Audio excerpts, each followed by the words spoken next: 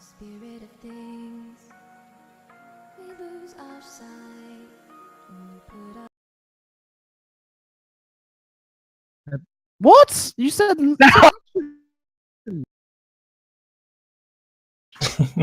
Excellent start. Welcome to CappingTV. This is episode 1 of a new podcast series that we're going to be doing here on CappingTV, talking ozfortress history, talking meta changes, talking map changes, talking everything and anything in between. This is episode 1, and joining me here today we have 4 awesome top prem players. Starting with Sam. How are you, mate? Yeah, not doing too bad. Bit nervous about the podcast, but I'm sure it'll be good fun. Oh, I'm sure. I mean, there's a massive viewership here in Australia, so really upsetting. Arnold, how are you, mate? Hello. I'm alright. Good to have you on board. Also here is Dubious. Yeah. Mate. And finally, Paulsen is here as well. Hello. Hello, mate. And also, obviously, Left and Mitch on production here tonight. So, we're here to talk about all things ozfortress. And I just thought, right off the bat, we just want, just in case anyone has been completely living under a rock, we just talk about who we are for a sec. So going in, I suppose, reverse order. Paulsen, do you want to give us a little rundown of your last couple of seasons? And so, well, I mean, I suppose most people will know who you are, but just for the dumb. The dumb people. So you're gonna say? Yeah. That Okay. Yeah. So Sam, the past few seasons. No, I'm kidding. So the past few seasons. Damn. Well, it's been. How far back do you want me to go? Probably after Rewind would be a good start. After Rewind, okay. Yeah. So basically, after Rewind, we reformed Jasmine. But at that point, after Rewind, we had Jasmine basically went through a few iterations. First, we in season 19, we didn't really. I think that was the beginning of like chill Jasmine, where we stopped playing a lot. Back then, before I-58 and stuff, we were playing like 5 times a week. But yeah, from that point forward, it was just once a week sort of gaming. And but yeah, basically season 19 played in Jasmine as demo. Then in season 20, I took a break, but then ended up actually coming back and playing Pocket for the Source in the grand final. And then season 21, I played Pocket for Yugi Boys, which is just basically some other Jasmine T iteration. We picked up Enter from demo. Season 22, I was meant to have a break, but then I got reeled back in to play Roma for the Jasmine T lineup then. And then currently in season 22, I am once again back on demo for Jasmine T, and the finals are going to be starting very soon. Yeah, it's been awesome to watch you. It's been awesome to see, a relatively stable Jasmine T roster this season, as opposed to the last few where there's been a bit of iffy. Last season was a bit of a train wreck. Yikes. We started off with a roster we were basically looking to go to land with potentially. We made it with the intention of potentially going to, and then basically a bunch of people lost motivation, and which was a kind of a problem we had just going into the season. Actually, it was making that roster was kind of an insurance thing in case we found motivation, but we didn't. The opposite happened, and half the team left. We had to fill a roster with a bunch of people that weren't traditionally on Jasmine T. But yeah, like you said, it's good to have a stable roster this season. Yes, of course, and I'm sure we'll talk a bit more about Jasmine coming in the next 45 minutes ish. So, Dubious, tell us what you've been up to in the last 3-4 seasons, and maybe a bit about where you came from right at the start. Yeah, sure. These past 4 seasons, I think I've just been backup for med. Like, I played on Source, and I'm currently backup for Xeno at the moment. But I'm backup because I'm backup for Tay while he had exams. So I've basically just played med for a couple of prem teams and played a lot of pugs. But my history is basically every single rack team and like nature walk quid team shit. So yeah, I've always known you as a like strong sort of mid prem pocket. Yeah, pretty much. Like I've played probably teams 5 to 8 in Prem since Al 10. So that's like 13 seasons. 13 seasons, correct. Yeah. Yeah, mad. Well, yeah. Arnold, what have you been up to recently, mate? Obviously, I've heard mainly about My current team is Nefarious, and we're currently in playoffs in Prem, which is nice. I've been playing Medic for them this season. I've basically been playing Medic for the last 4 or 5 seasons. I played on the Source with Paulsen, and last season I was playing Intermediate with you, Zildjian, which was a bit of fun. But no, I've basically been playing sort of the top half of Prem for the last few seasons. It's been Can I just interject for a second? Why do you and Ivan both say nefarious and not nefarious? Yeah, surely it's I don't nefarious. know. It's like rubbed I off want on to me. gouge my fucking ears out every time I hear it. I never have to say it out loud. It's a cringe team name anyway. No, man, it's pretty edgy. All right, good. Now, Sam. Very important topic of discussion. How to Yeah, pronounce it. of course. Sam, you've been playing Scout, correct? Yeah, that's about right. When I'm not off classing to sniper, I've been playing Scout for a long time in ozfortress now, since like OWL 10, I think, as well, is when I first played Scout. I've been hanging around like top mid of Prem for like most of those seasons, just playing on random teams, most which have come like third or fourth, just like Abender iterations, tea time, the works. Recently been on Xeno, who's been like a top 3 team, and we're doing pretty decently, and hopefully going to be in grand finals this season. See what Yeah. Yeah, so there's a bit of contention going on between Arnold and Sam from Nefarious and Xeno, both chasing that second seed going into grand finals. Cool. So, I guess has anyone been up to anything special outside of TF2 at the moment? So I've heard rumors, Paulsen, you've been pretty busy with some university work at the moment. Is that correct? Yeah, it's not just university. It's more. It's been focused on my absence basically. Like I said, we haven't been playing much, and my absence has basically come down to the fact that this might very well be my last season in ozfortress. It's very likely. I would love to keep playing, but basically, next year it's likely I might be moving to Amsterdam or America. To undergo to do a PhD in theoretical physics at one of these universities over there, and I've been basically like preparing for that eventuality, like getting contact with like supervisors and everything, and scholarships and all this garbage, and that's been taking up all my time recently. And then I'm after I'm done doing all that, I'm gonna have to focus on completing my current master's thesis. So. Yeah, that's basically what I've been doing. Yeah, full on. Well, sad to see you go, but surely you'll be able to, keep up a bit of maybe what Prem ETF2L while you're over there in Amsterdam, if it's possible, or ESEA. Or I'll go crash Benny's house in California. Oh, yeah, dude. All right. Anyone else got anything interesting they've been up to in the last little while? Just studying, so many exams. This is an exam block. Got an exam tomorrow I'm meant to be studying for right now. But Excellent. Glad we can take your mind off priorities. Yeah, help your ongoing career. All right. Now, what do you study, Sam? I can't remember. Study pharmacy. Yeah. Yeah. What's the Priceline? Can you tell me drugs on the What's sides? wrong with Priceline? Nothing. Why are you being so defensive about Priceline? Great, great pharmacy. Pure quality. And at Exactly. Can I have some Valium, Sam? No. Terrible pharmacies.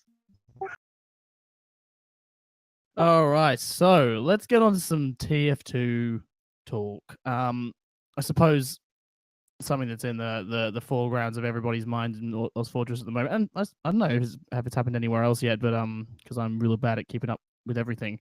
But we're talking about pro lands, and we're talking about Badlands, and we're talking about the last point cap time.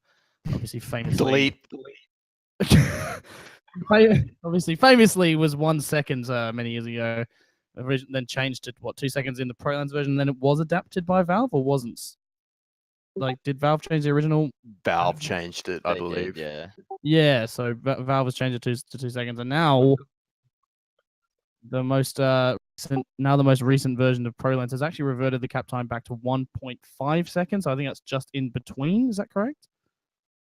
I thought it was reverted back to 1 second. Am I like just back to the original, or has it been changed again? Oh, right. I'm gonna Google it. Okay, well maybe I'm wrong. It's hella I fast. put, Yeah, yeah, whatever, so it's whatever been, it is now, it's too fast. yeah. So well, I guess that explains Paulsen's attitude there. So yeah, I was just wondering what everyone's sort of opinions of it. Obviously, you kind of love it or hate it, right? Well, first off, I- Paulie, why do you think it's too fast? Like, we've played with it in the past. Like, you're an old player, I'm an old player. Like, we It is dealt 1 with it in the second, by past. way. Why is it too fast now? Well, I mean, it was too fast in the past as well. So like, maybe some people, you could make an argument that when Valve changed it, it might have been too slow and made Badlands too hard to actually get a point. But I think there's a good middle ground between what it is now and what it was when Valve changed it. I think it's too fast, but I think having it this fast is just ridiculous. Like, it basically just, it means you basically have to commit an entire player to the point and nothing else. Like, even having demo just trapping it isn't usually sufficient. I think it's usually, if you really want to make sure that no one can cap that in some Jewish way, which, I mean, I admit it opens up some pretty creative plays, which can be entertaining. But like, you have to, like, I remember was seeing Redcoat's team, and we started running all these Jewish plays on the new Badlands, and they ended up forcing Riot to have to actually literally stand on the ring of the point every last hold. He couldn't hold bottom left or anything. And it left top right open for the attacking team constantly. And like I said, this could be viewed as a good or a bad thing. But I think, like I said, there's a good middle ground where you can have these sort of creative plays without actually having to completely commit an entire player to the point. That's why I think it's bad as it is right now. See, I'm of the opinion that it hasn't been okay. So when it was changed in 2016, right? Everyone was pretty much fine with it. You know, you can't instantly just cap Everyone was last. complaining about it. That's why it got changed. They were. Well, people complained about it, but almost all of Badlands theory over the past 6 years it was played until it was changed revolved around the 1 second cap, right? Like, scouts had to go spire immediately to cap because otherwise you get back capped. You had to almost wipe them or keep players back. Forward hold, like, people forward hold and don't hold bats because it allows them to get back to last in time. I'm of the opinion it's both fine and really frustrating for everyone. And I don't think a frustrating mechanic is inherently bad. Especially considering it enables such plays as, if you're forward holding, you can Uber 2 scouts through main and they just run last, Or you can Uber through bot right and run scouts that way. There's a lot of, it forces you to think about it. And Badlands is defined now, as it was before, by the 1 second cap. And I like, a little bit of differentiation between the different maps, Like, they should all feel different. So we could disagree there. Like, yeah. Well, what do you I mean don't by wanna play, consistency? like- You mean like you prefer each map to sort of Well, put it. have the actual core gameplay the same, but have the map itself be the only thing that changes. Pretty much. I mean, like the actual the mechanics, I feel, should remain the same. And I think that defeats the point of different maps, though. change depending on the map design. For example, like Gully mid and second cap at the same rate, as opposed to every other map where second caps faster. I like, that's a case Well, where I think that's a case where I think that that could possibly apply to other maps, because like it's really Hmm. hard to retake mid in the first place. But what I'm saying, maybe consistency is the wrong word. But it feels too out of place to me, is what I'm saying. It feels like Hmm. Badlands is this like Mitchell's sitting on the sheep, sideline with black his sheep flags. of all the map pool, where like it's the only map that has this ridiculously fast cap, and it just feels out of place to me. But Well, wouldn't that the just black sheep encourage? map, it's always Right. been eventually out. It's been outphased, right? Like Gravel Pit was the black sheep map for a while, and that started to feel odd compared to every other But Gravel map. Pit was a completely different game mode. Yeah, it was. Like, but But yeah, I know. But like, Granary, I wouldn't call Koth a black. Granary I is the wouldn't call black sheep map, and that got removed from the map pool. Even when I though said maybe black sheep's the wrong word. I'm just saying that Mm, it's like I'm not like Koth is a black sheep in terms it's not a 5CP map, but I'm saying that in terms of the 5CP maps, Badlands is the only one with this ridiculously fast cap, and it feels weird to me. Like why don't if the purpose of it is to make last more capable, right? And so there's less stalemates, why not do it to every single map? well, I think then Badlands last was yeah. already pretty notoriously hard to push. Like that's like I'm of the opinion I'm okay with the change simply because it makes pushing last easier, and they've already like changed Badlands to make pushing out easier because those were like the two big problems with Badlands last, in my opinion. Yeah, pushing out's was fixed with Yeah, the they spawn fixed times. it. Yeah, Yeah, that's true. And then, But- then last is just so easy to defend. And I don't know, like my team doesn't seem to have that many problems defending last, so I guess I just haven't had the same experiences as you guys. But yeah, like I feel like Well- it's kind of balanced the last in that way, makes it easier going both ways. I'm definitely with Arnold here. I think like fixing pushing out being easier was one thing, and having like Badlands cap. So while it is like very unique to Badlands now, it is like such a big help when it comes to pushing last. It's also a fresh change. Like it's still fairly recent, and I don't think everyone's caught on. Like even like a few years ago when it got changed, like it was kind of before my time in Prem, but I'm sure people were like, they understood that that's the way Badlands is, and you just sort of play around that. But A lot of now people that Yeah, they've changed hated it I back, think way a lot of the Badlands was. strats. yeah, I know, but That's then like they why changed it got to 2 changed. seconds. People, Like I it's so know, hard it's an for a opinion roamer to based thing. stack onto yeah, it's an Badlands. opinion based thing. Yeah, But like I'm of the opinion that it's too easy to cap right now. There should be this middle ground between what I it was think- before I and think what it's it is really- now. I think like I can say that like for Prem teams, like maybe the top half of Prem, I'm happy with the change, but I can understand it being extremely frustrating and probably a bad change for every like lower division, like because Badlands is easy to push out of, but it's still pretty hard to push out of. And if Well, you have, like, it's a black corner team, Punisher you're just gonna get mechanic. back every time. You say that, but Yeah. these well, I know I don't necessarily agree with either side, but making this 1 second cap time doesn't. And if we're focusing on lower divisions here, so we're focusing on the players who are trying to learn and trying to get better or whatever.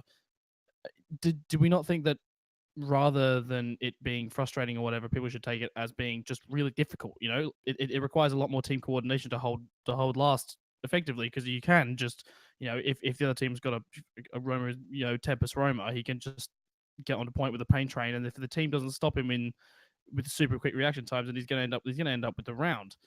So, But I feel like the reaction time required is just too. That's a really good point, right? Yeah, Because the average human being's reaction time is 0.2, So yeah. if you see it being capped, you haven't got a full second. You've got about 200, you flick, you have to shoot a rocket, and then you have to get there. Plus ping. So Yeah. you've really only got half a second. I would Whereas with definitely 2 be seconds, it behind was it. 1.5. Yeah. It's kind of what I mean by when I said that, like when we were versing Redcoats team, which like when they were playing, this was like the top of Prem, right? Like two best teams versus each other, and like they had to commit Riot to stand on the inside of the ring of the point, because we were coming up with these plays where we would like actually get to the point before they could even react like in any way. They would have to commit all these players to it, and like I like that ability to have creative plays. I just think the speed is just so fast at this point that one little slip up, just one momentary lapse in judgment, And you means lose. you lose the round. While other maps aren't like that. Like you have like some leeway. I just don't think there's any leeway right the way it is right now. It's Totally, definitely, losing there's one no- round could mean losing the whole map, depending on who's Pretty much. Totally. I can get behind that. Well, that's I- sort of the I- question, I'm right? fair with that point of view. Should TF2 be that punishing? You know, do we want sixes to be you make a singles mistake as a team, you lose the round, or do we want it to be more, you know, what's the word? Sort of not brawly. You know, there's leeway for strategies to fail and succeed, and like individual DM will break through that sort of stuff. All for like having strategies that you can apply as long as the opposing team has time to counter it, you know? Like I guess my point is just like the very fact that I just don't think there is enough time for anyone, well, for most of the time for these strats to be counted. Well, it Like- makes Badlands about the mid, right? Because if you beat them on mid, and you know you can always push last successfully, right? Like if you can always Uber into them and have a scout stand on point for a second, then Badlands becomes only about the middle, only about the rollout, and nothing else. Because whoever wins rollout and wins mid will always cap last. Well, I suppose that only matters if the win mid was super convincing, meaning either Yeah, wipe that's or that could be applied to any map, Hmm. couldn't it? But Which means you absolutely need to kill Mad on Badlands mid. yeah, well, But- mid's always been. I assure you, Hmm. meds die on mid. on Mhm. Badlands.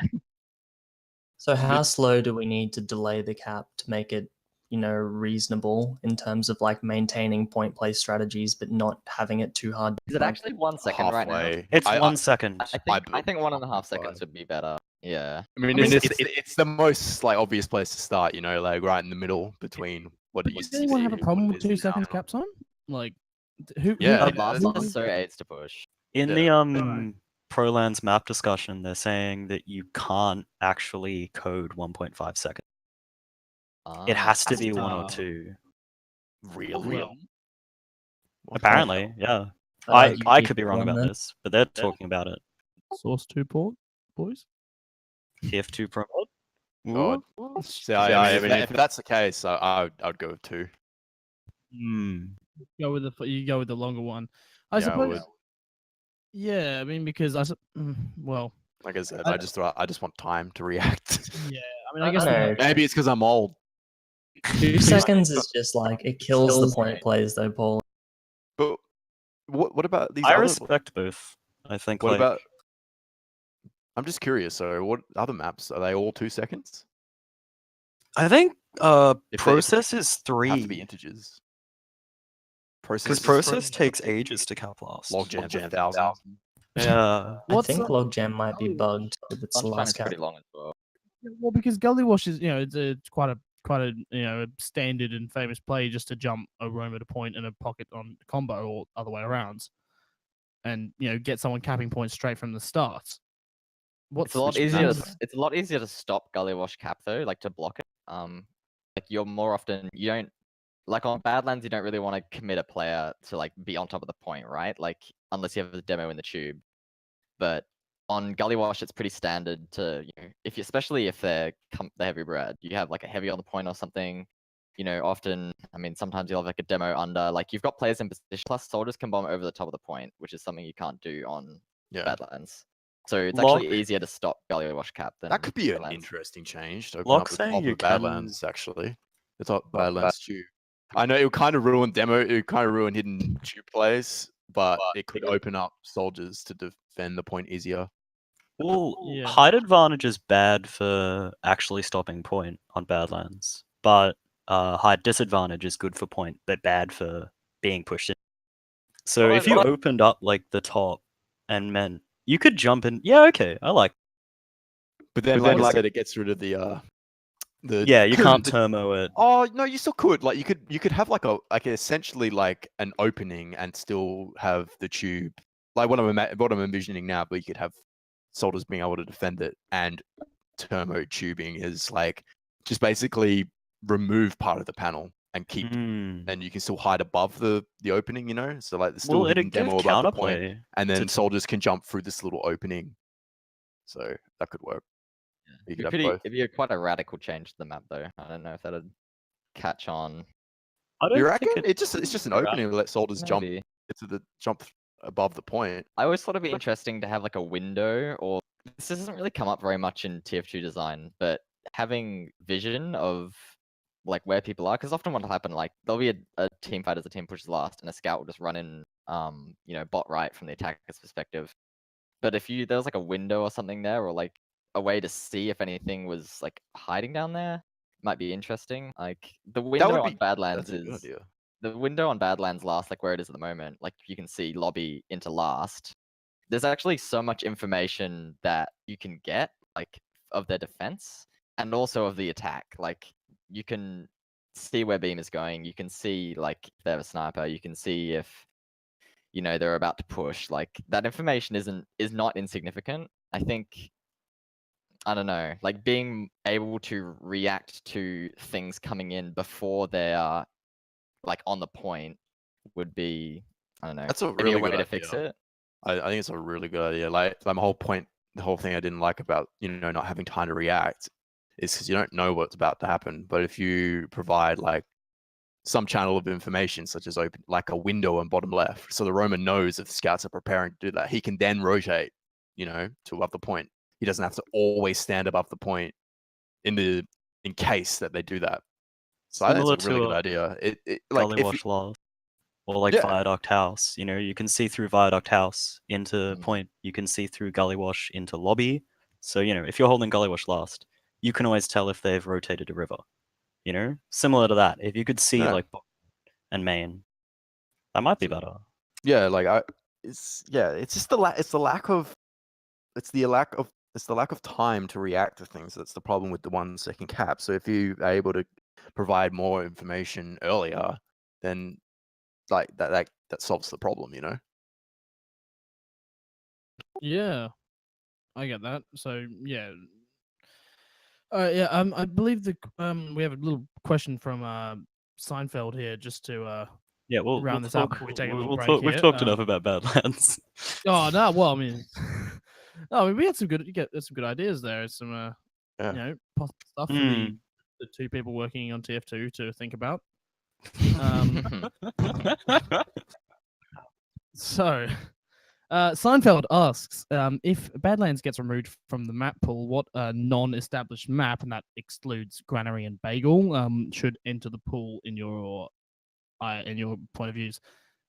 I suppose that means, do you guys know of any Granary. good competitive maps, excluding Granary and Bagel? All right. I guess it's already an established map, but I want to see Reckoner come back, to be honest. Reckon's not too bad. I reckon I lost, man. I love love Reckoner last. It's It's the worst so... loss in the game. Why is that? Why do you say that? I think it's okay. Previous versions. Why don't you like it? Previous versions back pre I58. We found it the hardest last to push out of any map ever. Maybe it's changed in newest versions. I don't know. But if it's the same version as it was back then, I think the last is terrible. But maybe it's changed. Don't know. Well, the last is really open, isn't it? It's pretty process-esque, right? Just with a big gap in the center, main, rather than the lobby area with the little poking out double doors. It's like weirdly small yet very open.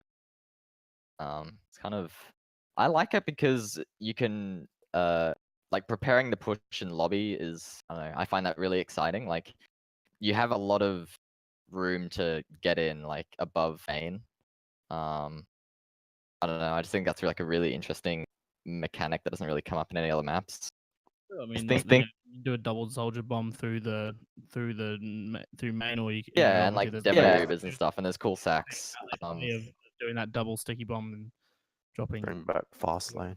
It kind of has Sunshine Syndrome where you have to kill everything before you can cap though, because point is so big and like easily stopped. Totally.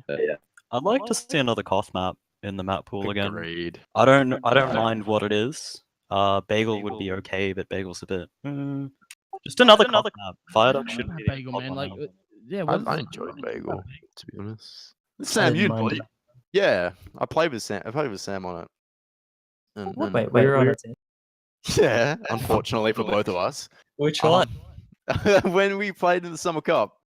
Is that with Xeno? Yeah, it was like Xeno ages ago, and I was That I was would've scout. been- Remember? Oh, I try to forget. Oh fuck off! You said I was good. Out. Yes. But yeah, no, that we enjoyed Bagel. I remember Zeno saying this is pretty good. Yeah, I quite like the map as well. I'd be all for Bagel or Reckoner, and I'd be willing to try Metalworks. I mean, So we're keeping Logjam in this hypothetical pool. no, I know it's so. For the record, yes. I like Logjam. For the record, I think Logjam's right, but so the maps that are coming out in chats are a couple of which are obviously like Metalworks is something that comes straight to mind. Why the hell does ozfortress not play Metalworks? Does anyone know? we played it for one season, I think, and I think everyone Has didn't it like been it.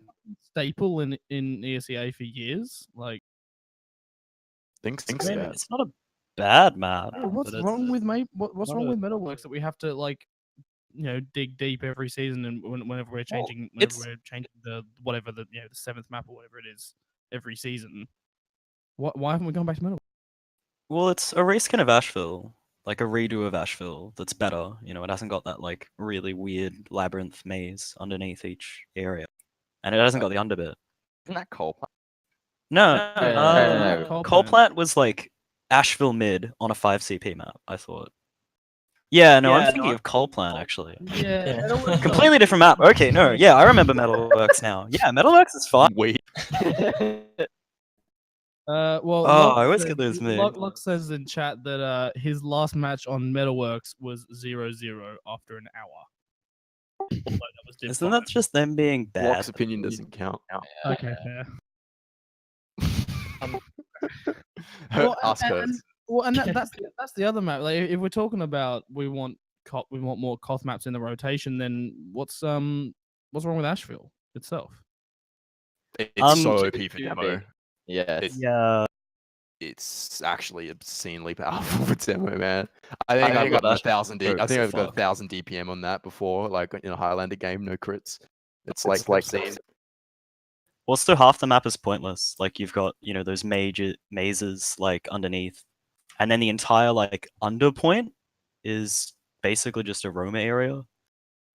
Like Asheville's What's that not map great. we play in Highlander at the moment? The one that's like got caves on the side and an Asheville style under points.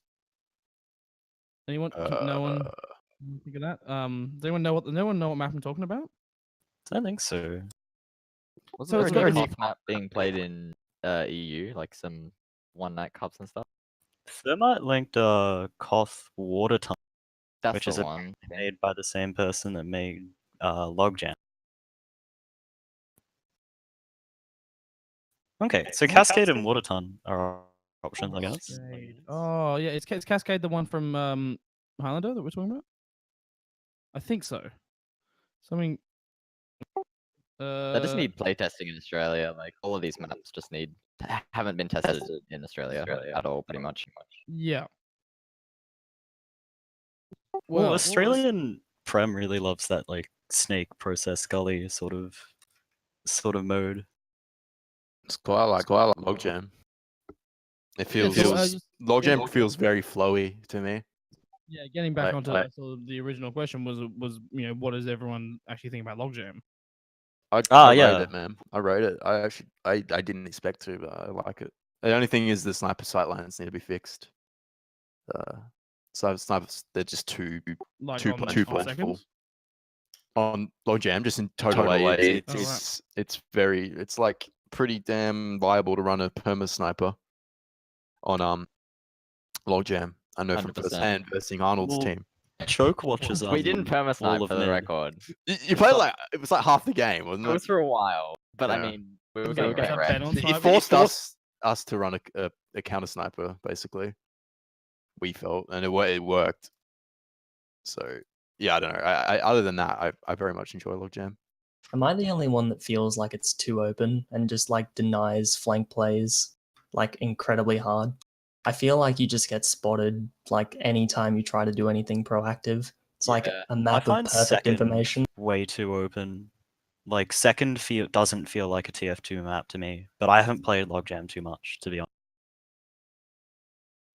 It's like, okay, on mid right, because of the way that the map is set up, it's really hard to know like where people are, even on your own team. Like the hut and the rocket choke and the fact that mid sort of humps up makes it a really like chaos mid, and you can kind of get flanked on mid pretty easily, weirdly enough. And second has the same problem. There's like this big F-off spire in the middle of it, and it's like so weird to fight her. And like choke is blind, and I feel like the team fights on these points are kind of lame to play. I don't know. It's hard to have a coordinated team fight on these maps, I feel. I feel like Whereas- mid is pretty conducive to that. I agree with you on second though. Second feels odd. Yeah. I don't know, maybe Second it's just just because I play medic, and it's like when I No. stand behind the rocket choke, because like the only place I can stand, I literally can't see anything. I just look at a rock, like, and then I just get bombed. I There's mean, just nothing I can I do feel about like it. a lot of these comments basically come out of the fact that none of us have played it enough, really. Like, you know, we've played we played this season basically only on it, right? Like, has anyone else played it before that, apart from if anyone here played the one night cup that ozfortress had? No, I've never played it before. I missed it as well. Yeah, I mean, you know, I mean, it's not really a great example, but I remember on a pug that I had with you, Arnold, where we were playing the soldier combo, and you know, it was the first time I'd ever opened the map ever. And after taking some damage on mid fight, I got down to like 40 health or something. I went to find a pack, which you needed as well. So you took the pack, and then 15 seconds later, I'm still running around with my escape plan out trying to look for the same stuff because I had no idea where the hell I was going. So I feel like none of it like, and I actually think that the midpoint could end up being super. It could be really good for team play. There are two entire lobbies, like going from mid to second, Totally. and they look exactly the same.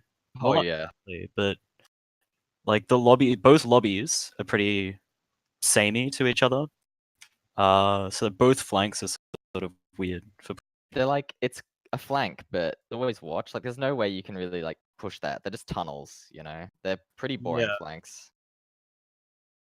They're actually I smart. find choke actually pretty easy to push sometimes. Oh, which choke I is like, the easiest to push. Yeah, which I enjoy. I think that's a good thing. I think choke is cool. I don't mind choke. Yeah. Choke is really unique, I find.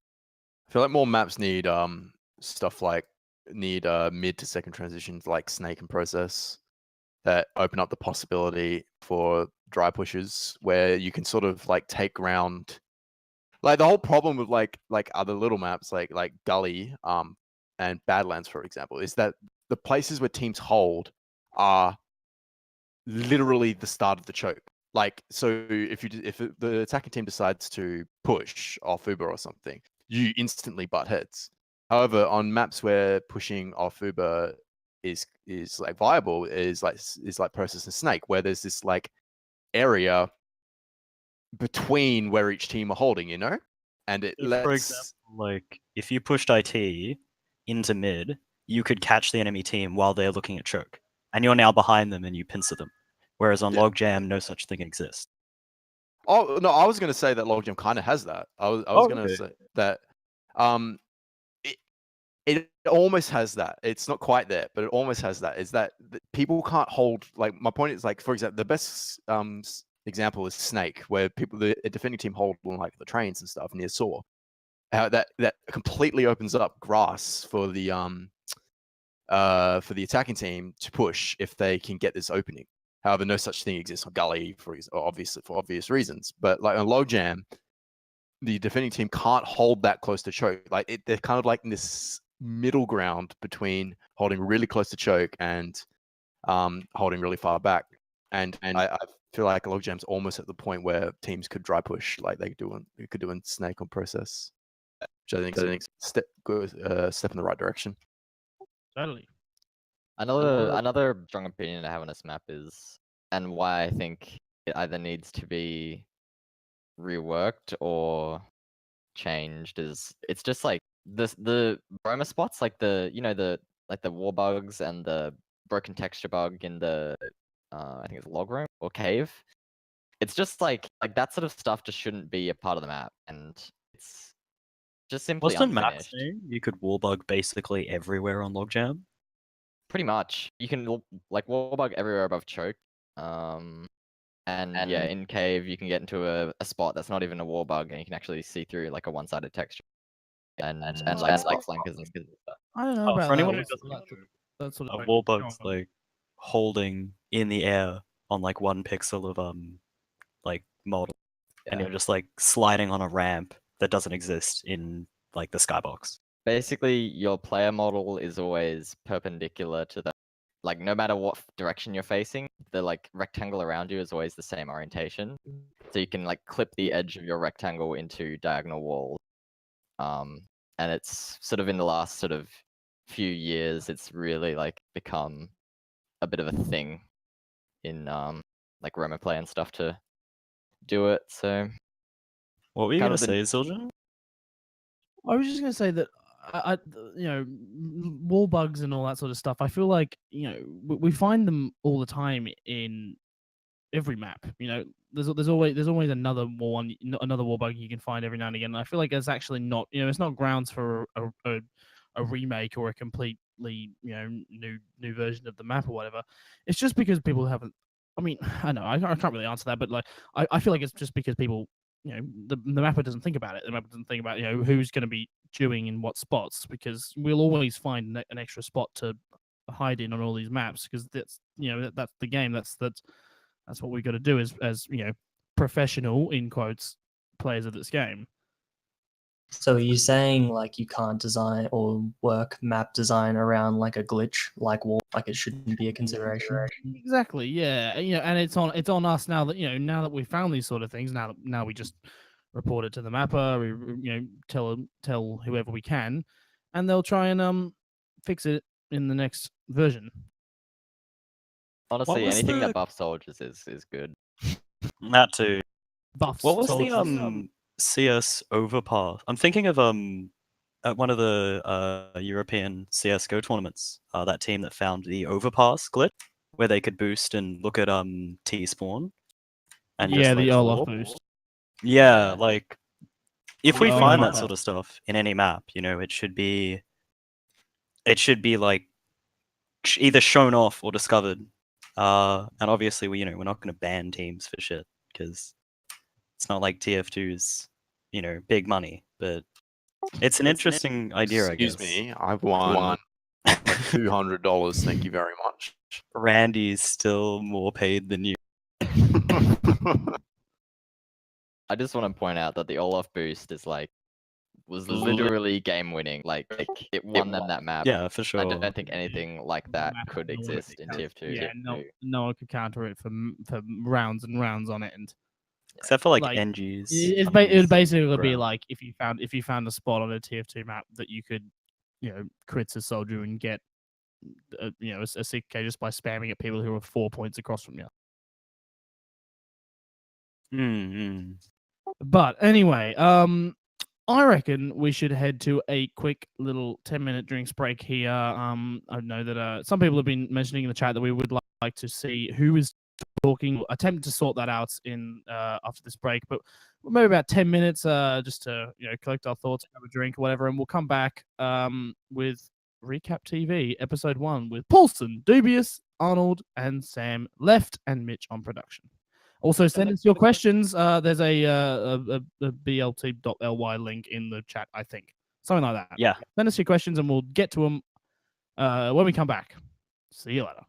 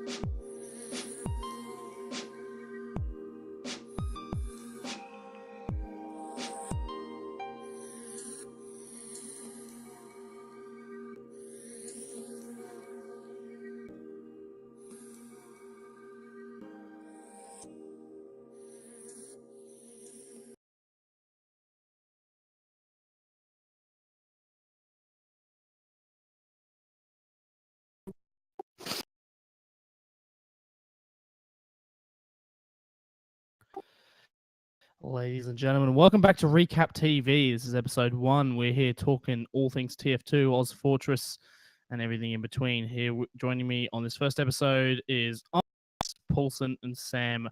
My name's Zildjian, and I believe we're going to go straight to some questions from the community straight in the chat here today. So, right, I guess starting off, we've got an important question to get through, and this is something that I reckon a lot of people have been wondering about in ozfortress. Is so it's a big question from Geoh. How gay is Elmo?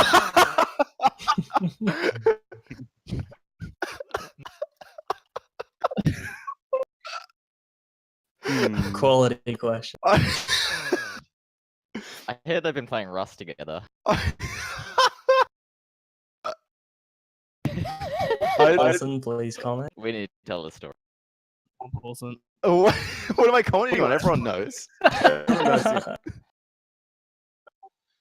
Cool. All right. All right. This is from FlourescentBrown, and is 5CP the best game mode for sixes? And if not, what can be done to improve it?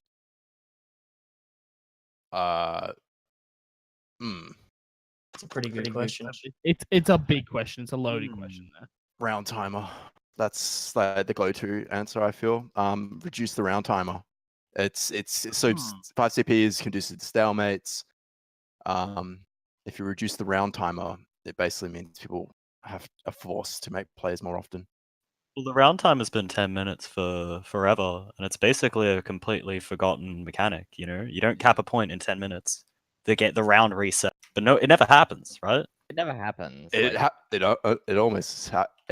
at LAN, I believe, actually. Originally. Yeah. That's But But it's like, like one if you team made with it 5 minutes, it would minutes still doing happen pretty rarely. This is what I mean. Like, it's good because I remember.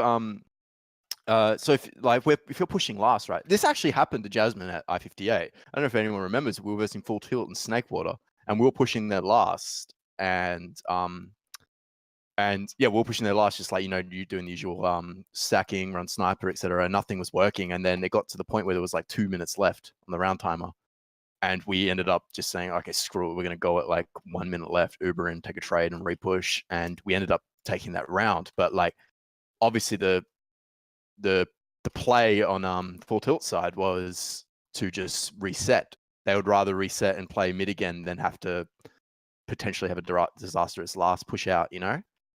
So well, I think should that mechanic happen more often? yeah, I think it's a it's a okay. good thing, because like it just means it gets to the point where the attacking team's going to go, you know what, we've got nothing to lose, it's time to push. And if it doesn't work, then I mean, if it does work, they win a round, awesome. If it doesn't work, it's just a reset and a mid fight, which is. Agree with you, Scott. Couldn't you argue that? Well, I was just gonna say, you can argue that mids are so fucking important that It's like if you're holding, say it was Badlands, for example, a map that's pretty hard, even with the changes, to like push out on. Like, and the other team only has 5 minutes to push last. Like, what incentive is there to go and recap spite? Because you're still in a disadvantageous like position. Just let it time out and then fight mid again. I completely agree with that. Yeah. This true. is getting away from the original question, though.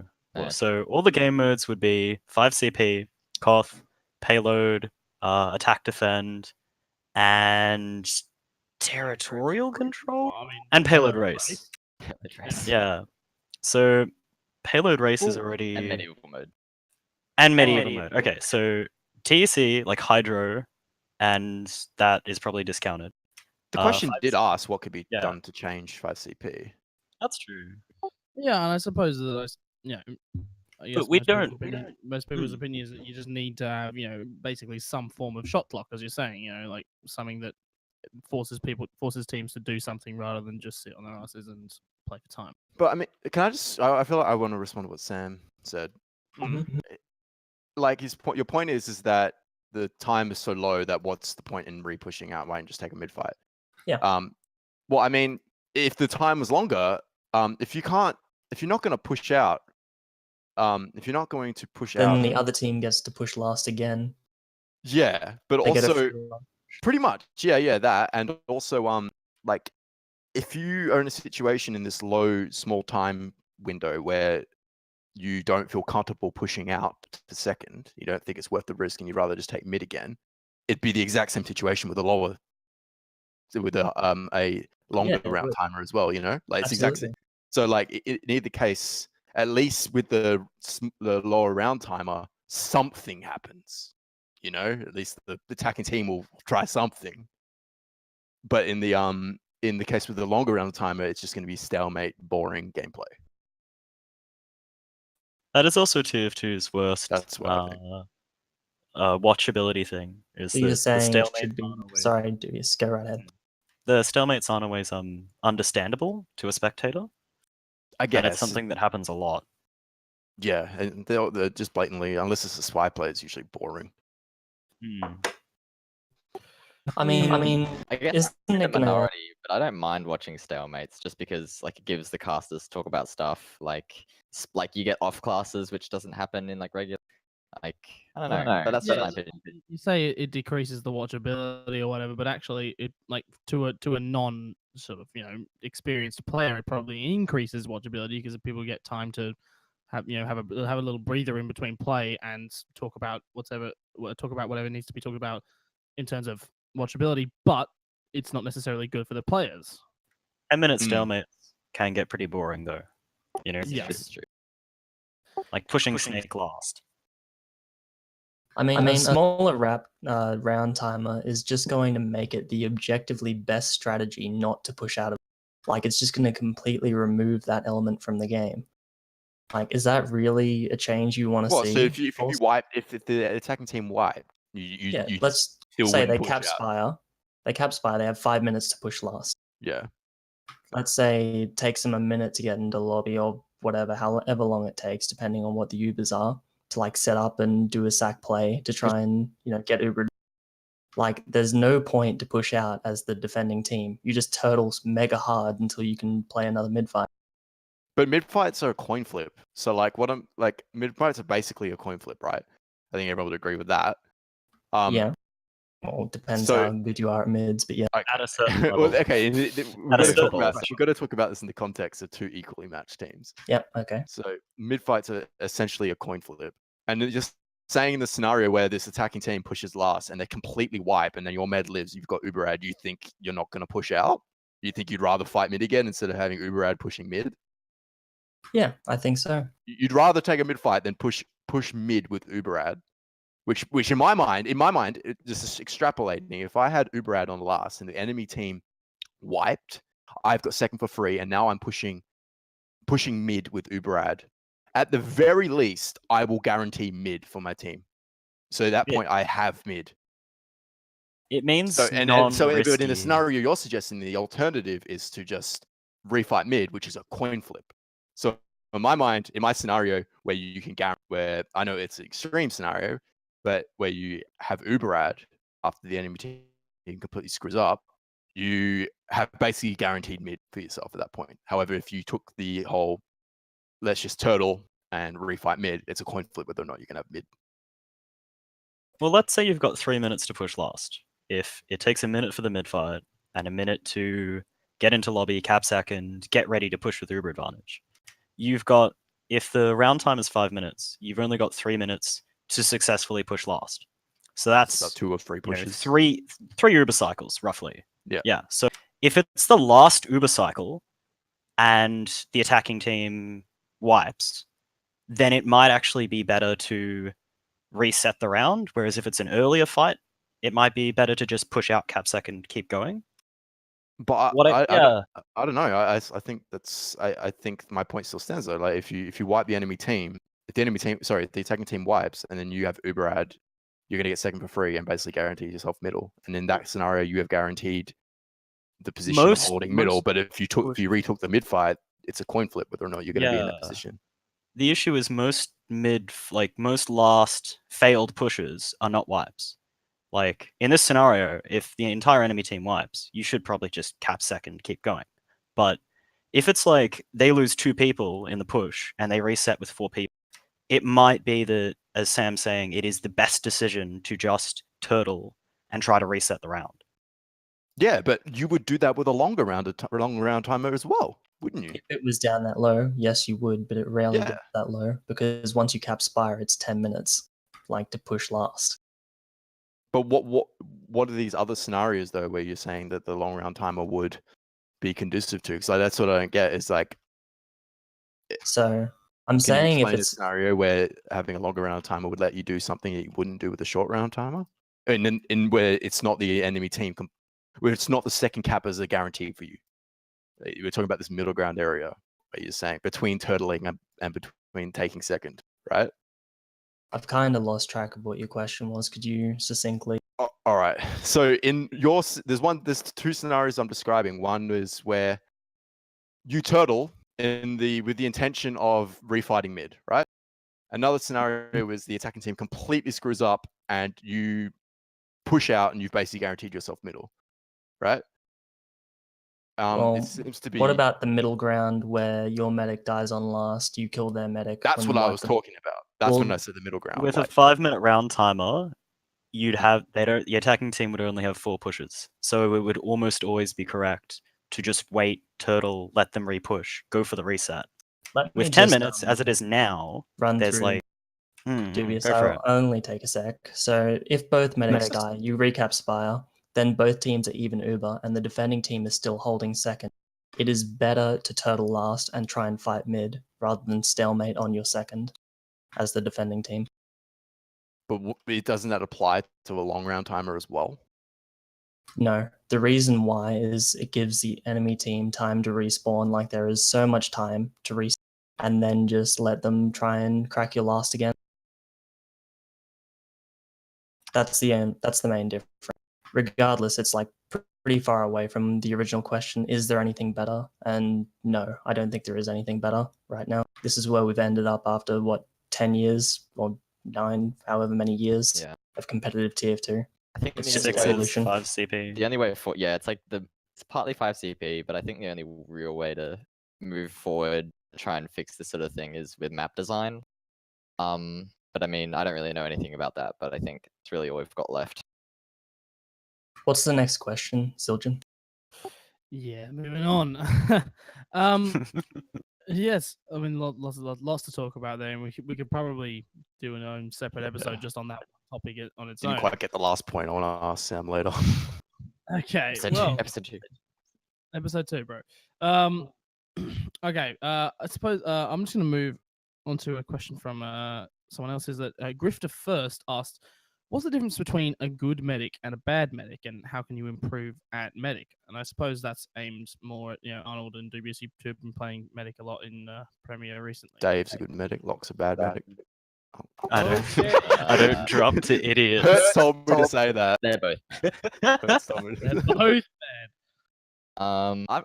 I'm honestly interested to hear what Paulsen has to say because he's played with more medics and it's like at the top level. So I'm interested in what he has to say. Like, what do you find is like the best qualities for a medic to have? And then maybe I can talk about stuff after. Because you picked up because Paulsen, you picked up Jono. What was it? Season 20 when he had Best your medic Australia's ever had. 19. Right. So and I just speaking to various members amongst the community at the time, like people weren't like in my opinion, or at least in my experience, Jono was a good pickup, but a lot of people kept on sort of saying that they weren't sure why you would pick Jono over pick up Jono over someone else, and my argument would be, is mechanical skills such as hitting mad arrows or whatever as important as the base gameplay level. Yeah, I think like, well, historically, if you look at it, basically, I would say that every single, like, I would describe as like some of the best medics have been really good at DM classes as well. So I think DM is a big factor. But like, if I had to surmise like what makes a good medic, I don't know. It's this perfect mix of autonomy and being a slave to main calls. Like Dave has that. I feel Dave will, if you tell Dave to do something, he will 100% do it. At the same time, though, he'll be very he'll be okay at taking care of himself most of the time. I feel like Doge is another good example of that. Doge will do what you say, but he's also really confident in his own survivability and everything. So I don't know. I'd say you pick up on the right point there. Confidence. I think you Yeah, need confidence as a medic. Regardless of whether you're confident in your players or not, you need confidence. Yeah, confidence and the ability to listen. I think that's Yeah. a huge part. And yeah, and when you say listen, it's not necessarily listening to criticism or whatever. It's listening. No, It's just no. listening to the fact. Trusting your team. Yeah. So I guess by extension, does that mean that you reckon, and not as a general rule, but maybe it's a general rule, but like in your experience, do you reckon having medics as the main caller is less preferable to having a fragging class main caller? No. Medic 100% is the best main caller in the game. Right. They don't have to 100%. frag. They don't see the most out of classes, but like medic, you can get to a zen state, right? And if you're in that sort of zen state of just chilling, bowing, moving, healing, you were in the best position to main call because you also understand your heals. You understand how buffed your team is because you're thinking about it. Yeah. Whereas, a Rocky Pocket wanting to push choke does not understand how buffed his flank is. Like when Brute left and I took over the main calling role, I would argue that Demo is probably the second best to main call as. But like I when I took over Brute's main calling, like it works fine, but you lose this little thing where you basically you risk problems such as dropping players and medics not being ready. However, that was never really an issue ever when Brute was main calling. He because he would basically dictate when an Uber trade would happen, and he would always make sure that he was in position to Uber that player or save a player or something. And if something, he can understand when the team is ready and when the team isn't. yeah, exactly, and he can call like everyone's buffed, etc. It's 100% like without question in my mind the best position to main call. And if you have a team that listens to the main caller without question, and that main caller is medic, it's probably the strongest possible version of team cohesion you can have. Totally. Anything to add to that, Arnold, our resident prem medic for this episode? What's the original question? Basically, the question was, how can you improve at medic? And what's the difference between a good medic and a bad medic? So I think the best way to improve, like, I think medic more than other classes, you sort of have to make your decisions before they happen. You sort of have to have you need to be very good at understanding what is going on in the game at any given moment. You need to understand who's alive on your team, who's alive on their team, where they are. You need to have a really good perception of everything that's going on in the battlefield and be able to make decisions like, your positioning, what needs healing, whether you're going to take an Uber or not. All of these decisions need to be made like as fast as possible, depending on whatever situation you're in. And I think the best way to do that is just with experience and like playing a lot and, going through your demos and recognizing these situations faster every time, and predicting them into the future. I think that is what should dictate your gameplay more than anything. You shouldn't heaps and heaps about hitting, 6 surfs and arrows. Like if your team, if you need to hit 6 surfs and stuff, like that's great. And if you need to hit clutch bows and stuff, that's great. But in the end, like you should be in a position where you don't need to hit that surf and you don't need to hit that bow because you've been positioned correctly. What Locke and Elmo said in chat is a really good point too. Yes, I was just gonna say that if there are any aspiring medics sitting out there in chat or anyone who just wants to see what people at the top of Prem are thinking, there's currently a lot of good stuff happening in the chat, and the VOD will reveal some important information as well once we release it. But we should probably move on. We've got to talk about some other things, and I've got another question here. Could potentially go on for a long time, but Elmo asks, ban Crossbow, yes or no? Wait, what was the question? Ban Crossbow, yes or no? No, but fix it. But fix I'm it. of two I have. minds. It's not broken. I have an. No. I have a really good. I think it's a really good idea to fix it. That Redcoat agreed with. So Take that Wow. as you will. Fix it. Not Fix a it good how? stat. The fix. What's the fix? Basically, keep crossbow in every way it is right now. Like in terms of auto reload, etc. However, make the healing happen over time.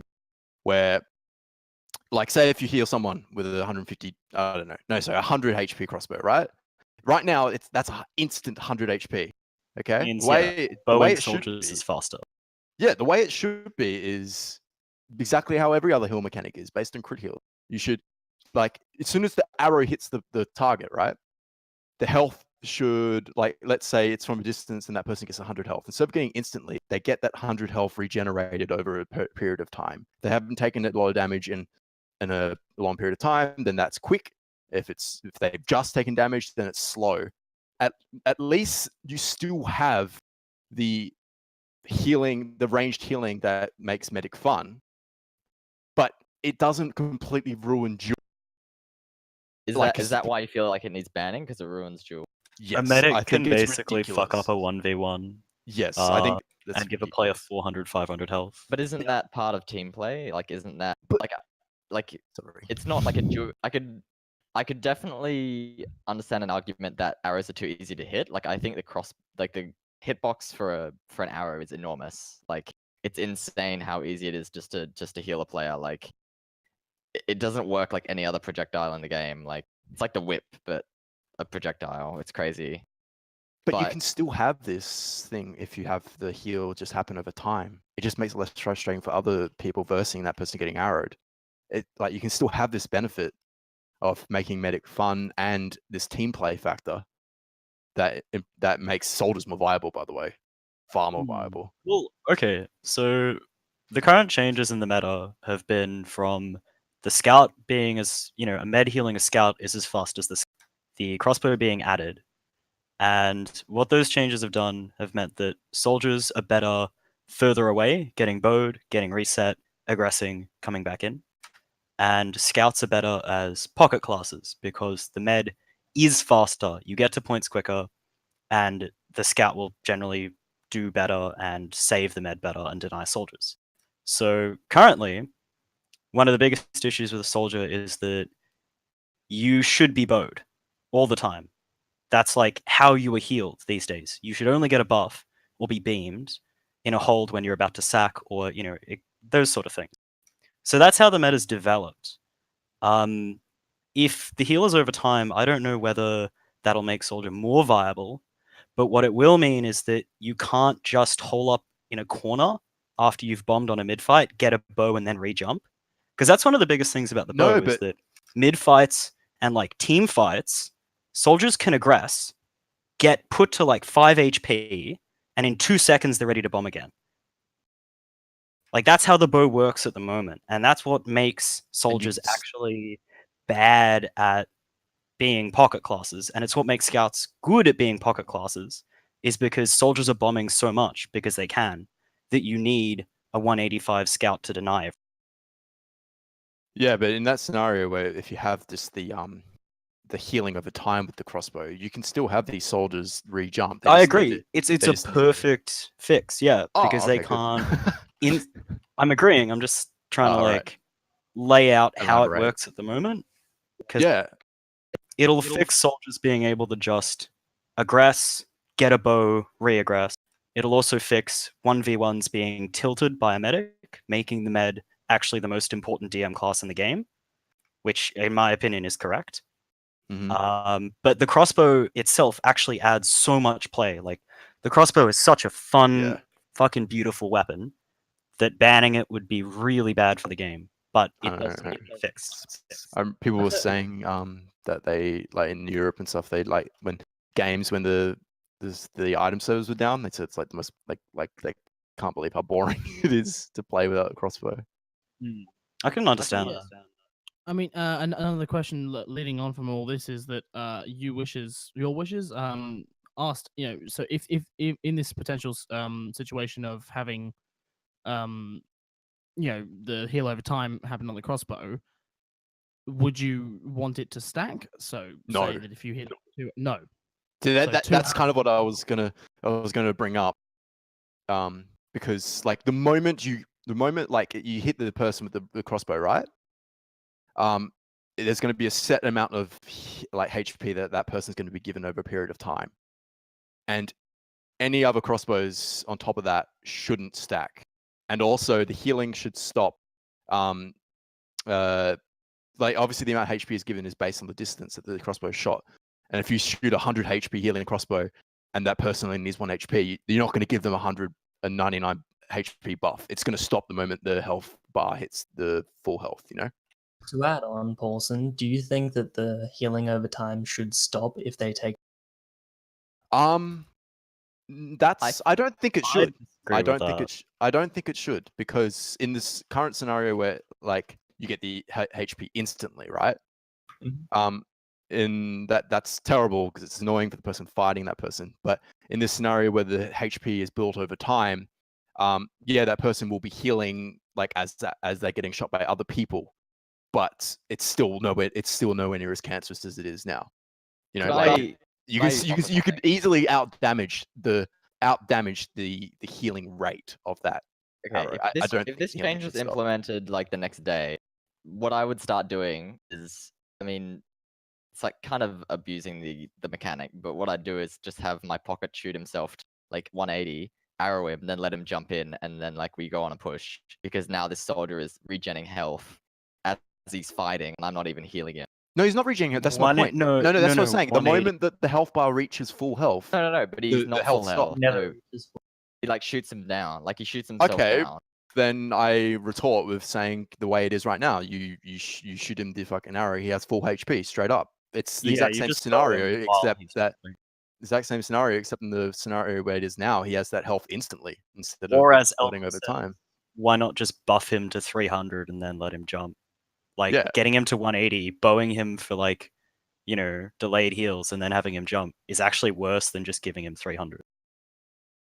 This change just that saying, I'm like, suggesting, what is all it does, it literally does nothing. It just makes it will change absolutely nothing about the way crossbows are used now, except that the healing is done over time instead of instantly. That's the only thing that will change. That there won't I be think any. it would change the gameplay quite a lot, to be I- honest. Well, I don't understand how though. Okay, what that about scenario you just described. It's the same.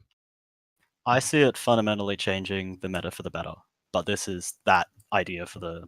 I still don't see how it's going to change the meta at all. It's just nerfing the crossbow.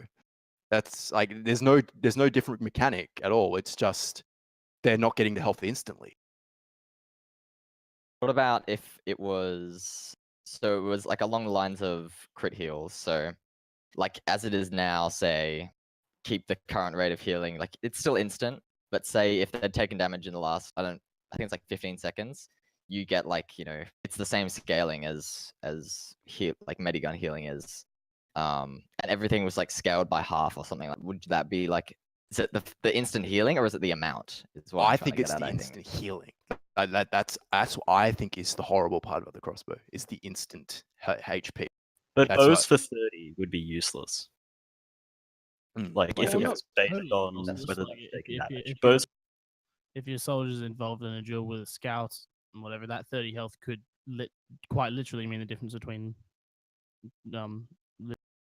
But I think Mm, it takes like 1.6 seconds to like stop healing, pull out your bow, shoot it, and then go back or something like that. I can't remember the exact number. Like, and in that amount of time, you would heal more than 30 HP. You would heal like 40 something. yeah, beam is better in that situation. Yeah, so I don't know. Well, what Arnold says is a good question. It's like we need to nail down the problem here, and in my opinion, the problem is the HP is instantaneous. I think that is the annoying part of the cross. I think it speeds up the game massively. I guess Uh, I don't think it's LOL. Well, Sorry. you're the only person that doesn't think it's broken. I swear. Because I'm the only one who fucking thinks about it properly. Combat class players. I don't know. I think my suggested idea like doesn't. It's literally just a nerf. It doesn't add any different mechanics to the game in any way. And isn't getting the health instant. That's the only difference. It wouldn't change anything.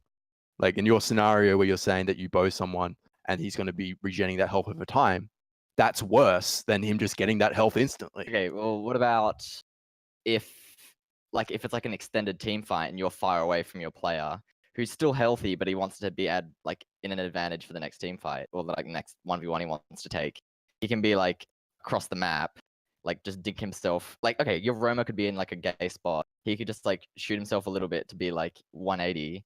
He gets the arrow from me, and then he like bombs in, and suddenly he's got like what is effectively like 250 health or whatever. Like whatever the rate is, he's got more than before. Like that's something that I would like. That's how I'm thinking about it, you know? Like I don't I think we quite could I don't quite talk understand about because this at a like later date. so this in this scenario where he's got 180 HP, right? When way it is now, you'd arrow him, he'd go up to 200 HP, and that's the end of the story, right?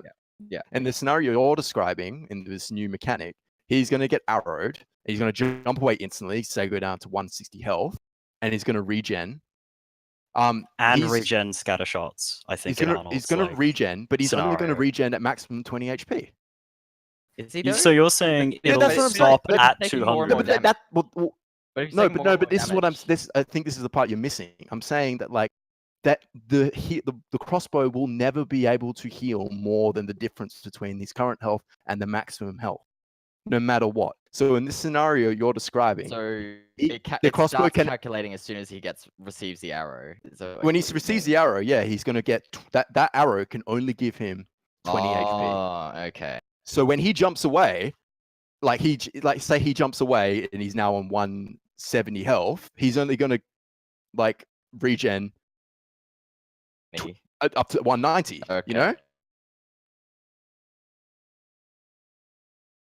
So that's a like Crossbow. that's Yes. what I mean. Like so basically it removes the instantaneous factor, but it's exactly the same the way the crossbow is now. Just removes the instantaneous factor of it. Right. I don't think we're going to agree. I think we should. Yes, that's quite. But I'm defensive, glad fellas. I made the point though that like Yes, that Elmo basically said, to be honest, you all agree, and it shouldn't be banned right now. Correct? Yes. Yep. shouldn't be banned. No. Good. And All We're right. fixed. almost an idiot. Now, just I kill him every time I play against you guys. It's the best. No, we're very upset. It's the funniest thing. It's my favorite part about playing. okay. Now we've got a question here from Porsche. This is it's a slightly maybe slightly more difficult to answer one, but if we just a brief little interjection from each person. Would Porsche asks, what is it like to playing in Prem? I suppose as a difference to playing in Open. Never played an open. Maybe Sam can answer this question. Oh, yeah. Go on. I don't know. There's nothing. I don't know. I guess like the best thing about playing in Prem is having confidence in all of your teammates. Like when I played, like starting out, like there were players in my team who were like clearly stronger than others, and there was this differential where you try and like maximize heals or like plays revolving around your good players, and it like didn't give the others like appropriate time to grow. So I feel like that's Yeah. so it's like I feel like that's the biggest difference where everyone is contributing. It still happens a little bit in Prem as well, but like not to the same extent. Other than that, there's nothing really special other than everyone hits everything in terms of It's sort of the communities I'd say are about the same. Like whether you're an Inter, Open, or Prem, like you're gonna know the teams that you're playing against, and you're gonna all like know each other and talk shit and that sort of stuff. Like Prem is no different in that regard, I think. One thing I do think that Prem has differently to almost any other division is when it comes to postseason time, people don't talk about their teams a lot because there's a real sort of pressure or maybe tension around making the best team that will win grand finals for the people who want to do that. So I think one of the differences Prem has is that people keep their team lists more secret. But apart from that, it's about the same, except, yeah, everyone presumes everyone will do really well. Shit's punished more, and the meta is like different in that way. And I suppose that people tend to, as you were saying, they pick players who are they're confident that will do well in the season, and bring them to a top spot, and perhaps value that over booking over choosing their friends to play. That's a good call. Yeah, it's harder for a team of friends to actually play in prem compared to a Totally. team of people who want to win, even if they are all friends. Like ideally, you want both, right? Yeah, indeed. So we've got a couple more just to talk about here. Something that Seinfeld asked, which I thought might be quite interesting, is of the current people playing in ozfortress right now, who would be the best team to bring to LAN? And I suppose that can we not include you in that, Paulsen, anymore, and Geoh and people like that, because you mentioned that you potentially, quite possibly ending your TF2 career after this. Yeah, I We just do wanted need to talk about that later. Yeah. I do want to. Sorry, I do want to say that this is of my personal opinion, that I think that the current Jasmine lineup is probably the strongest Jasmine lineup that there's ever been, in my mind. So that would be Elmo and Assuming Elmo wasn't a washed gamer as now and actually played. Yeah, I think our current Jasmine lineup, I just playing in it, it feels just Hertz is easily the best roamer we've ever played with. He's just like perfect in every way. Yeah, I don't know. I feel like the current Jasmine's the best lineup we've ever had, but that is Jasmine. That's not like all of Well- L's TF2. Well, I mean, clearly, But I mean- Jasmine are pounding everything, so they're the team to bring to LAN, right? well, sorry, that's just kind of what I was. That's why I was asking. That's kind of saying is that currently we're like winning quite like just I think Zeno had a bad day the other day, but I think we're winning pretty easily at the moment. I think I would take this team to LAN, but if this was like not in the impression that Dream team fantasy football versus realistic.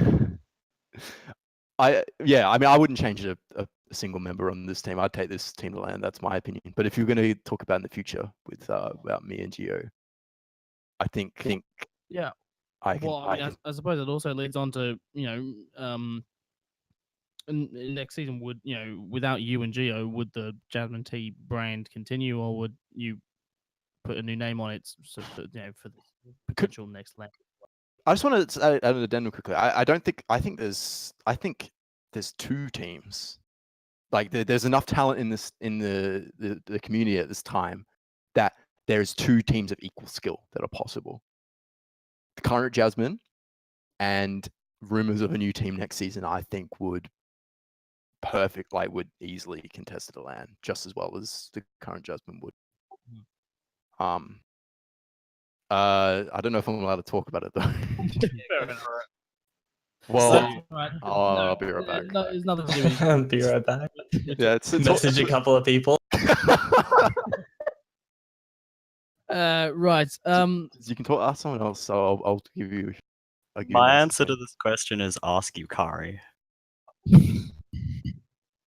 A lot of people have mentioned that Yukari is someone that we should think about getting on this next episode. If people want that to happen, hit him up. Make sure that he knows we want him. I'm sure he'd be delighted to talk about TF2 for like an hour. Yes. Well, another question here coming up is: should ozfortress follow the current ESEA whitelists? So that would mean unbanning the Calmangler, the Calmangler, Pocket Pistol, Man Treads, and Dragon's Fury. I got Has the permission to Pocket talk. Pistol been nerfed? Oh shit! We gotta go back. I'm sorry. We gotta go back. This is important. Go ahead. All right. So Redcoat's making a new team next season, and it was under the intention to contest Jasmine, and it was going to be Redcoat Demo, Doge Medic, Sam, and Yui Scout, and the soldiers were currently unknown, but there's potential players such as like Yule, Riot, and I don't know anyone that might be available. Possibly Tay. Possibly Tay, Pause, I don't know, but like just forget about the soldiers for a moment. Just that team instantly right there, Redcoat, Doge Medic, Sam Yui Scout is just like that. That's shit. It sounds like a pretty fucking good team, to be honest. Yeah, I would love to see that team go to a LAN. Yeah. Okay, so that's huge. Did ESEA actually unban the Pocket Pistol? Yes, the Pocket Pistol, Carmangler, What Man the Treads, and Dragon Fury fuck? have all been unbanned this season in ESEA. on hit gain 3 health on a pistol with a faster firing speed. Wait, that's on. That's unbanned right now in ESEA. Yep. Well, I'm moving to America. That's nuts. Yeah, so does everyone? So I suppose that means that everyone reckons that the pocket pistol was a pretty much overpowered weapon. That's fucking dumb. It's an objectively better weapon. Yeah, it's objectively You better. don't need the winger because the basher will do everything the winger does, with health. Winger's just useful. Pocket pistol is objectively better than every other pistol in the game. Yes. I mean, yeah. There's not really anything else to talk about that. I agree that it's pretty much objectively better. The other one thing that was originally thought to be objectively better, but now maybe not, is the cow mangler. Sentry's big, honestly. Exactly. I remember, talking from my experience isn't very useful, just considering I haven't really done heaps, but I do remember many a last push that I've actually ruined for my team by having the cow mangler on as roamer and not being able to shoot the sentry, and then we lose the whole round because the sentry stays up. Unlimited spam is like very, very good. Yeah. You I don't always- need a way to get ammo and stuff. Your ability to watch doors is amazing with that weapon. And if we're being real, a roamer is not the one who should be shooting the sentry. Like if your roamer is the one who is having to take down the sentry, you've probably done something wrong. Yeah, you only give up the ability to have soldiers like double spam a sentry, which is pretty niche use. But you can disable it with a charge shot, mate. You're not thinking like a defender. I think if ozfortress, I don't think ozfortress should necessarily follow these changes. Although I'm interested to play with the pocket pistol. I do think that we in ozfortress should be following like global whitelists essentially. I think we And are. I think And we yeah, are. an international meta is ESEA better the than only, the only, national. the only place that's not currently following the global whitelist. It's odd they haven't. So they stopped following it. It's weird. Yeah, so basically everyone's opinion is that we're not really sure why that happened, and we think it's better to stay with the global whitelist. Correct? I'd Pretty agree with much. that. But I think we should be following ESEA in general. Well, like everyone else. Pocket pistol's so dumb. Holy shit. All right. Well, I'm going to move on to one last question from the audience, and this is from Sans. He asks, "Do you think people would play a mid-fight-only game mode?" Called Viaduct. Yeah, isn't that cool? Literally called Viaduct. Yeah, Yes. I suppose. Or does he mean like literally you cap it once you win? I Ooh, a suppose, Hoonie yeah. Hoonie mode. Oh, that's interesting, actually. Oh my god. I know in the So- past, a Bender's team, or one of like the early iterations of Tea Time when it was still like Mindset Gaming, actually did do mid-only scrims against like their other. That's what they do. Because they had 2 teams that they could mess with. Yeah. Yeah. That's pretty They cool. seem to enjoy. I think I think it- it removes pretty much any strategy from the game. Mm. You cap There mid, is. you win, reset. Sam, wasn't that more for? Was that more for practice? Or It was more for practice, yeah. They wanted to just nail the mids. So it wasn't like a game mode in itself. 66 MG. Yeah, fundamentally that's just 66 MG. Yeah, it's People DM. play it. Just Okay, so no. No, I'd play that. I'd definitely play that. I play so- that, but it shouldn't be an official game mode. Prob's not. Fair enough. All right, fellas. Well, I guess we should just before we end here, I want to hear what everybody reckons might happen in the upcoming ozfortress playoffs. And so for those who are unaware, the top 4 spots in Prem this season, so the seedings in playoff, Jasmine T, Zeno, Nefarious, and is it Tristamy 21 who made it? Yes, and Tristamy 21 who made it into playoffs this season. I think we actually have representatives from all three of the top teams here. There's no one from Tristamy currently. So, fellas, are we all going to say that each of the teams they belong to is going to win, or? Nah, almost sucks. Fair enough. Yeah, I'm just gonna throw. Do you think Jasmine will Zeno win. could? Jasmine will win. Jasmine's gonna win, and it might be a really good match. I think it's not going to be a roll, but I still think Jasmine is much too strong of a team for Xeno to take a W. Unfortunately, that's like in my opinion. If you guys who are actually on the teams feel any different, but I do think that's the likely outcome, but I'm not discounting Xeno, despite the showing the other night. I think that was just a one-off, really bad night because none of us had played, and poor Doggy was pretty sick. But come finals, I do think we'll put up a much better fight, and there is a chance that we could. Totally. Historically, from pretty much every grand final I've seen, it's just like it's usually we roll one map, then there's like one map where the enemy team wins by a round, and the other two maps are close where we win. That's my prediction. Xena's going to win one close game. We're going to roll one, and then we're going to win 2 close games. I mean, it still sounds like a great match to watch. And Or nefarious. I don't know. I That was want to pretty make a close slight game point in here. mid-season. A better question is, do you think Nefarious can beat Xeno? I think we need to have I think we need to play fucking out of our minds, and Xeno needs to like Sam needs to sleep on his neck again, and then we might win. But I think if both teams are at the current levels that they are, and if Sam plays, then we don't really have a super good chance. But I mean, we're definitely trying. We definitely haven't resigned ourselves. Like that's what we're looking at in the season. Like that's what we're working towards. We're like working towards this Xeno match. Is like what we've got in the forefront of our mind. So yeah, guys, we haven't talked about the Hertz factor. I don't think. So you guys say Jasmine's going to win, but we have Hertz in our team this season. Yes. I mean, Yeah, it's the always second place curse, dude. Pretty strong. I want to make a quick point about looking at the current lineup of Premier.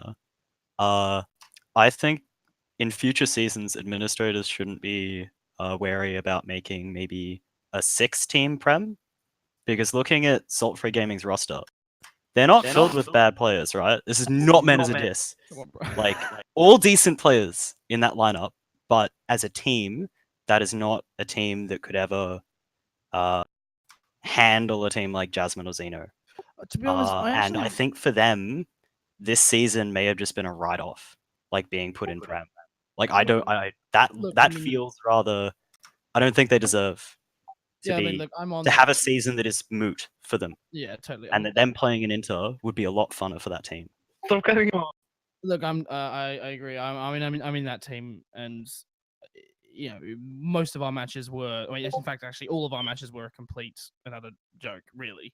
I actually really think that the seeding this season was pretty excellent. I'm not just saying that just because I've been chatting with Catfish a lot. I feel like maybe Prem wasn't as good in terms of the teams. So yeah, there was basically 2 divisions that rocked up. There's the top team. It's always been like that, to be honest. Exactly right. Ever since the beginning. I reckon that Intermediate this season was actually not like that at all. I reckon that Intermediate was super highly contested, and I reckon that this season of Intermediate was really good for the players around there. Just based on what I've the people I've talked to in the matches I've casted and watched. It looks like there's a lot of big contention happening in Intermediate, and I reckon that is actually better for the ongoing ozfortress community, because the players who want to win Intermediate are the people who want to move up into Prem, whereas a lot of people like for example Salt Free, we don't really care heaps. We're just here to play the game and have some fun.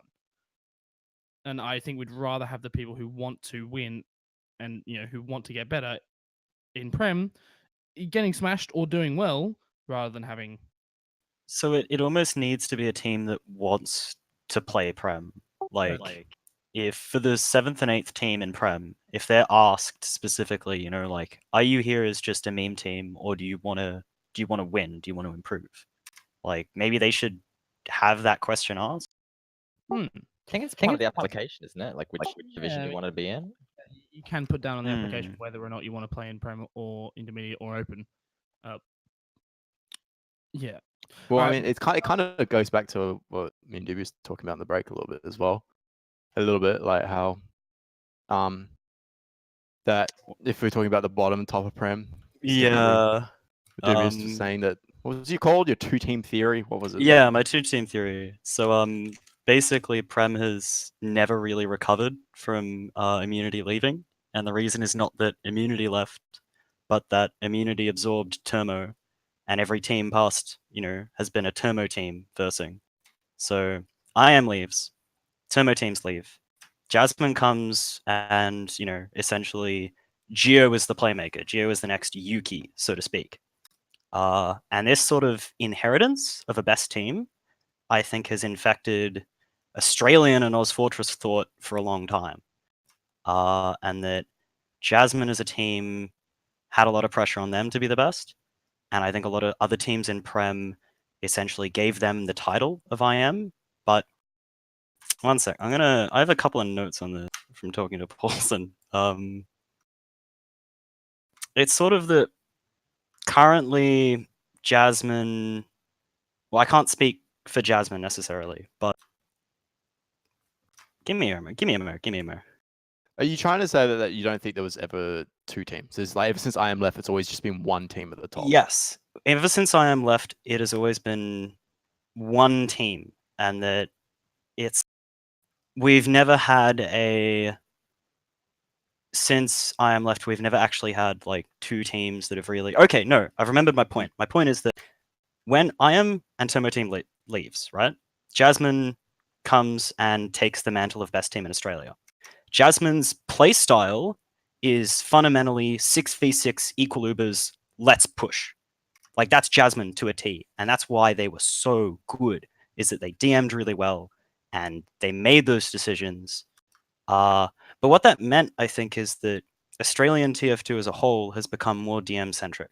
There's less room for game theory. There's less room for strategies, because if an enemy team is just going to look at you with no advantages and fight you all the time and win, then you have to beat that. And that's sort of been where Australian TF2 has been at. I think it's a bit of a characterization. I think it's a bit of a caricature. That's the right word. Yeah, I'm definitely painting a picture, right? This is not a thesis. You're being a bit hyperbolic. Yeah, man. I guess. Because Ego, when the season Ego played like that. Yeah, and you talked about Ego. We could not do what you were just describing against them. That was. But that means that meta can exist again, right? Of strategies and like theory, but because two teams meet each other. But even then, like, I don't think yeah, okay. But like even season 19 safe word, I thought was pretty damn good as well. Maybe not as good as Ego, but they were pretty damn good. Everyone remembers that lineup. It was like Enrif Demo, Yule Pocket, Lock, Medic, TJ Hurt Scout, and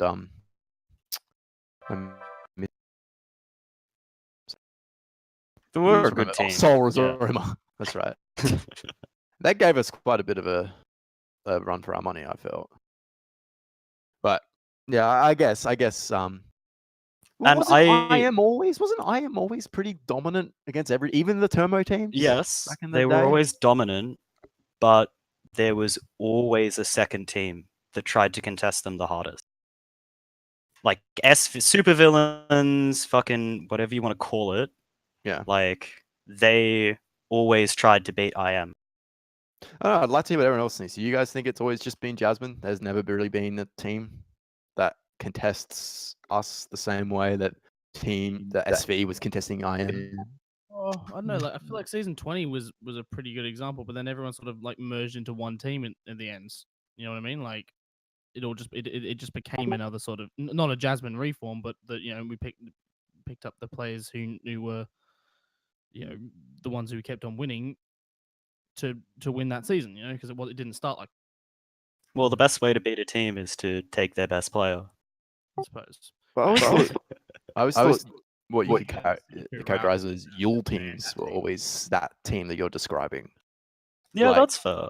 Like the analog to SV would be the teams that Yule made. That's what he hasn't been thought. Lately. Yeah. I don't know, Sam and Arnold. What do you guys reckon? I feel like the biggest change is that Turmo was by far like the best deck And in terms of like having the best player in Australia, Jasmine has always had all 6, except maybe on Roma. So it's just like no other team in terms of like pure talent has been able to form to contest them at the same. Well, Paulsen, you did say that you believe that player skill level has increased massively. Yes. But that hasn't necessarily translated to viable prem teams. And I think Sam's right in that the best players on each of their classes has been in Jasmine for a long time. Yeah, but that's just a matter of dilution, and like that's what I was going to say is that dilution of players, and like it kind of goes back to what I was this epic super team that's forming next season. I think would contest Jasmine just fine. I agree. Like, And it will be interesting considering even that potentially Jasmine win. won't be. Yeah, it sucks that won't be there, but I think there's potential for another team to versus them. But I do think that the skill level has gone up over time. Definitely. I definitely think like players like now could. I think the top teams now, not even just Jasmine, but like I think what was the team? Pencil Case last season. I reckon Pencil Case would have easily contested IM perfectly fine. Yeah, I'd agree with that. Yeah. I don't think there was anything really special at IM. It's just IM was the first team to have a consistently like a roster consistently filled to the brim with talent. And I think reputation sometimes precede fact.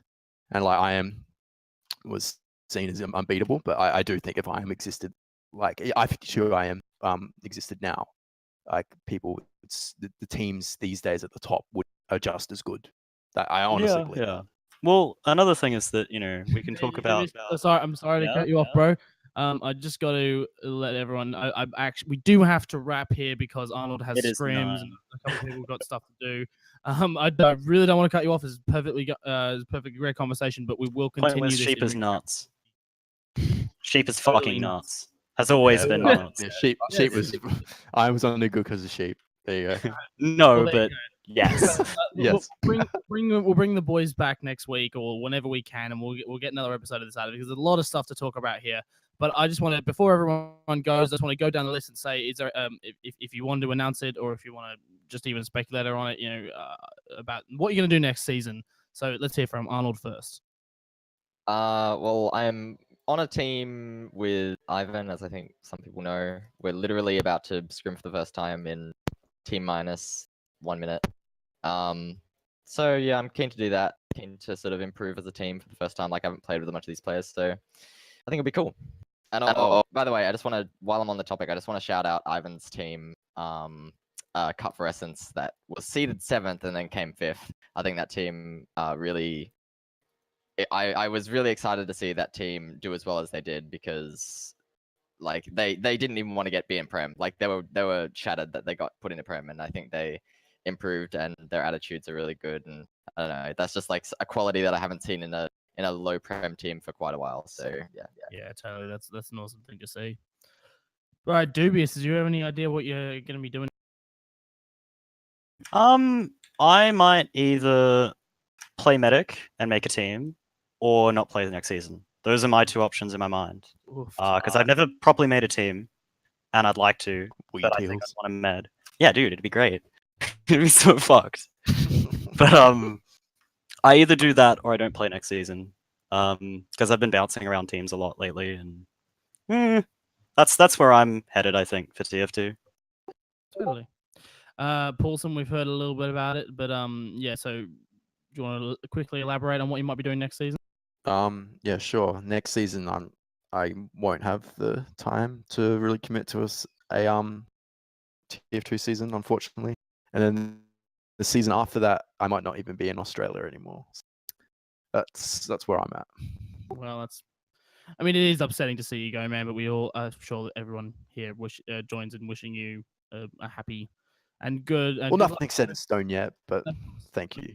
Good luck in whatever you might be doing, and I'm sure everyone except for Sam agrees with me on that. I'll miss you like I missed Bulk. You fill that role better than anyone else. And Sam, anything that you have plans for next season?